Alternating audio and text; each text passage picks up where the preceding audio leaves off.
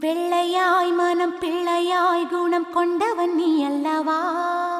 தந்தை தாயென என்னை தாங்கிய தெய்வமும் நீ அல்லவா?